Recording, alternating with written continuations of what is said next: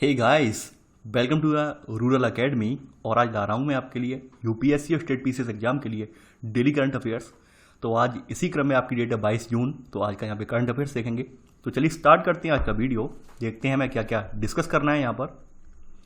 देखिए, आज का पहला प्रश्न है, चैंपियंस पोर्टल निम्नलिखित में से किस विषय से संबंधित है?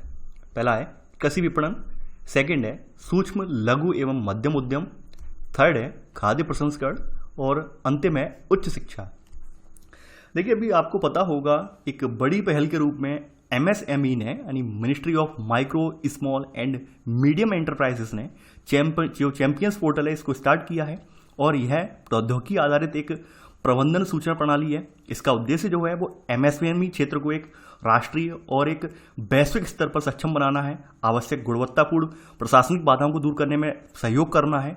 ठीक है, इसके अलावा एमएसएमई की संबंधित सारी जानकारियां इस एक ही जगह पोर्टल पर आपको मिल जाएंगी, इसलिए ये पोर्टल लाभकारी है हमारे लिए। तो यहां पर इसका ऑप्शन होगा बी, सूक्ष्म लघु एवं मध्यम उद्यम। प्रश्न नंबर 2 है आज आपका, निम्नलिखित युग्मों पर विचार कीजिए।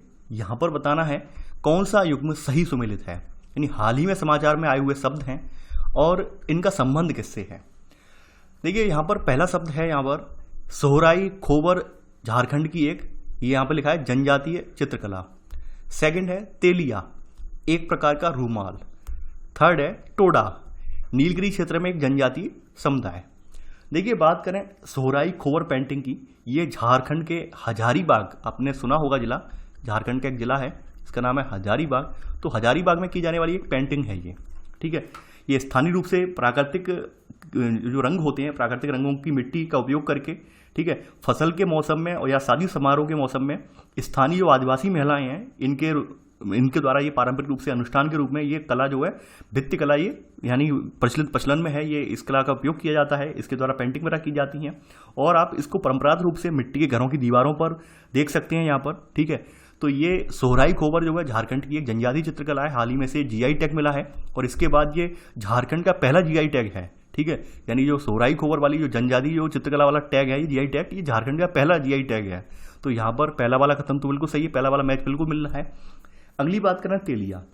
देखिए, तेलिया एक प्रकार का सूती रूमाल है, एक प्रकार का सूती रूमाल है और ये हस्त निर्मित प्रक्रिया द्वारा बनाया जाता है। इसमें 3 प्रकार के विशेष रंगों, लाल, काले और सफेद, इनके विभिन्न प्रकार के डिजाइन को यहाँ पर इसमें जो है विभिन्न रूप दिए जाते हैं, रूपांकन दिया जाता है। और भारत को आज़ादी मिलने के पहले हैदराबाद के निजाम के दरबार में जो काम करने वाले अधिकारी थे, जो है चिलकी तेलिया, ठीक है, तो इन्होंने रूमाल को प्रमुख प्रतीकात्मक प्रतिनिधित्व के रूप में ये पहनते थे। यानी कि हैदराबाद के निजाम के यहाँ एक व्यक्ति थे जिनका नाम था चितुकी तेलिया। ठीक है, तो वो रूमाल को प्रमुख प्रतीकात्मक प्रतिनिधित्व के तौर पर ये पहनते थे वहां पर। तो इस वजह से ये जो है रूमाल काफी चर्चा में आया, ठीक है, और प्रचलन में चलता आया। तो ये तेलिया एक प्रकार का रूमाल है। तो अगली बात करते हैं टोडा। देखिए, टोडा जो है वो आप इसके बारे में जानते होंगे, ये दक्षिण भारत की जो नीलगिरी पहाड़ियां हैं, तो यहाँ की एक चरवाहा वाली जनजाति है और इसका संबंध जो है वो द्राविड़ीय भाषा परिवार से है। लेकिन यह द्राविड़ भाषा परिवार में सबसे असामान्य और अलग जनजाति है। अगर पारंपरिक तौर पर देखें तो पारंपरिक रूप से टोडा पोशाक एक विशिष्ट शॉल भी है, जिसे हम यहाँ पर पुटकुली भी इसे कहते हैं। ठीक है, और यहाँ पर ये टोडा एक शॉल जो है इसको हम विशिष्ट प्रधानों के रूप में जो है त्योहारों पर या अवसरों के रूप में पहनते भी हैं इसे। ठीक है, और टोडा यहाँ पर एक जनजाति भी है, इसके अलावा शॉल भी है। तो यहाँ पर तीनों ही कथन सही है, तो आंसर है आपका डी, यानी 1, 2 और 3। प्रश्न नंबर 3 है आज आपका, खाद्य एवं पोषण सुरक्षा विश्लेषण Bharat 2019 food and nutrition security analysis India 2019 report के संदर्भ में यह बताया गया है कौन सा कथन सही नहीं है। यानी आपकी food and nutrition security analysis report India report 2019 आई है, इसके संदर्भ में बताना है कौन सा कथन यहाँ पर सही नहीं है। पहला है, इस रिपोर्ट को अप्रैल 2020 में जारी किया गया था। सेकंड, इस रिपोर्ट को केंद्रीय महिला एवं बाल विकास मंत्रालय द्वारा तैयार किया गया। थर्ड, इस रिपोर्ट के अनुसार देश में राष्ट्रीय स्तर पर अनुसूचित जाति के लगभग 43.6% बच्चों में वृद्धि रोध यानी स्टंटिंग के मामले पाए गए हैं। देखिए, अगर बात करें यहाँ पर तो खाद्य एवं पोषण सुरक्षा विश्लेषण रिपोर्ट है, ठीक है, तो इसको सन 2019 में जारी किया गया था, ना कि अप्रैल 2020 में। तो पहला वाला कथन गलत हो जाएगा।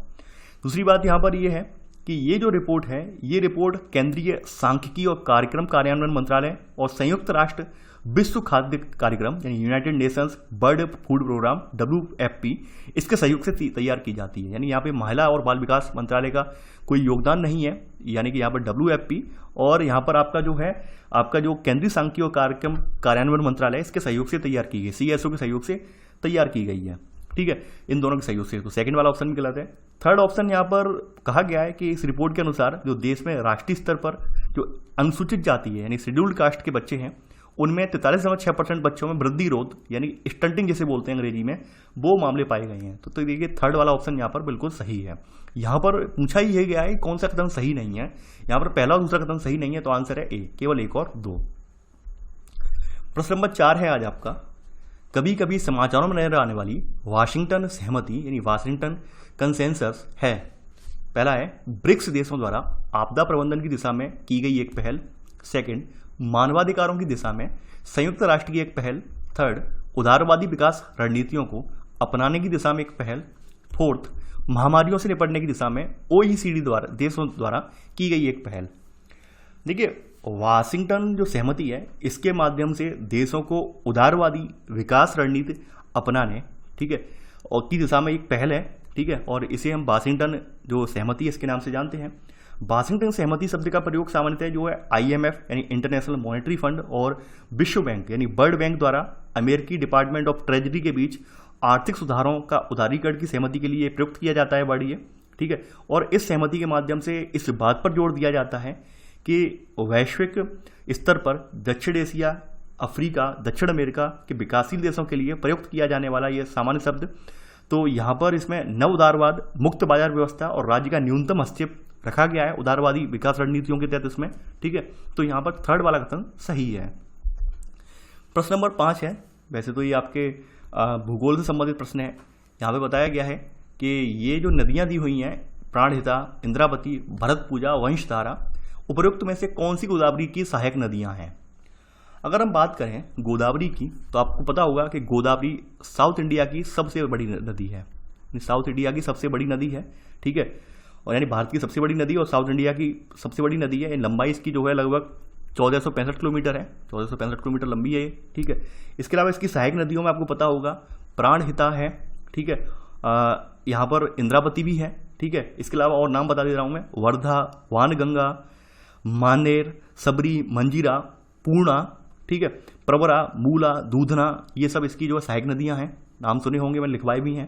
ठीक है, अगर हम बात करें भरतपूजा और वंशधारा की तो भरतपूजा और वंशधारा जो हैं ये पेरियार की नदी की सहायक नदियां हैं। केरल में जो पेरियार नदी बहती है केरल में, ठीक है, केरल की नदी है पेरियार, तो उसकी ये सहायक नदियां हैं। ठीक है, यानी भरतपूजा केरल में पेरियार नदी के बाद दूसरी सबसे बड़ी नदी है भरतपूजा केरल की। ठीक है, इसके अलावा जो केरल में भरतपूजा को यहाँ पर नीला नदी के नाम से भी जाना जाता है। इसको किस नदी के नाम से, इसको नीला नदी के नाम से जाना जाता है। यानी भरतपूजा जो है केरल की सबसे बड़ी लंबी है, केरल की सबसे लॉन्गेस्ट रिवर है केरल की। इसके अलावा और सेकंड नंबर पर यहाँ पे आती है, यहाँ पर कौन सी, भरतपूजा आती है। ठीक है, और इसका उद्गम अगर बात करें यहाँ पर तो तमिलनाडु की अन्नामलाई पहाड़ियों में हुआ है। ठीक है, अब देखिए यहाँ पर पहला दूसरा ऑप्शन सही है, तो यहाँ पर ऑप्शन होगा ए, केवल 1 और 2। तो ये था हमारा आज का वीडियो। आई होप आपको आज का वीडियो पसंद आया होगा। आज की वीडियो को लाइक शेयर करना ना भूलें। तो चलिए आज के लिए बस इतना ही। Thanks for watching. जय हिंद।